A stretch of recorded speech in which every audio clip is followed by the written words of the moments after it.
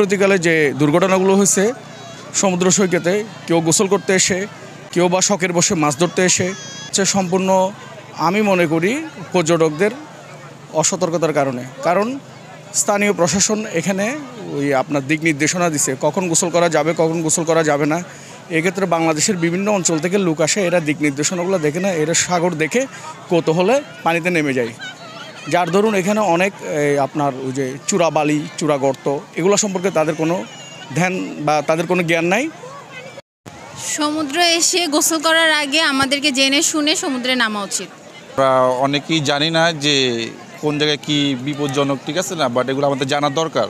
হ্যাঁ, গোসল করতে গিয়ে 5-6 জন মারা গিয়েছে এবং সবারই উচিত সতর্কতা অবলম্বন করে নির্দিষ্ট বিপদ সীমানায় না যেয়ে উপভোগ। যারা রেস্কিউ টিম আছে, পাশাপাশি বিভিন্ন সিকিউরিটি আছে, তারা বিভিন্ন সময় আমাদেরকে অ্যালার্মিং দিচ্ছে কখন কোন দিকে যাইতে হবে।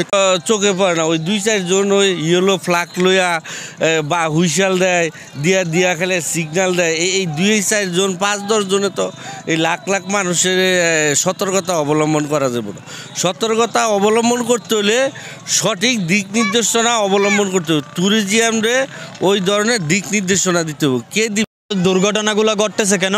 যারা নিষেধ অমান্য করে মাঝখানে চলে যাচ্ছে, তারা আপনারা আমার পিছনে খেয়াল করে দেখতে পাবেন, আমার পিছনে কিন্তু যারা নিষেধ মানতেছে তারা কিন্তু একদম কিনারে রয়েছে, আর যারা নিষেধ মানতেছে না তারাও একদম মাঝখানে রয়েছে।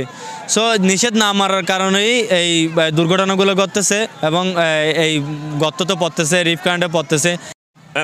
মানে বেসিক কথা কিন্তু একটাই, যে প্রথম কথা হচ্ছে নিজে সচেতন হওয়া। তো কি যে এই পাশে একটা ফ্ল্যাগ, প্রতিটি ফ্ল্যাগের একটা করে মিনিং আছে, একটা মানে আছে। এটি আমরা কিন্তু আবার মাইক দিয়ে যখন কথা বলা হচ্ছে তখন পরিষ্কার করা হচ্ছে।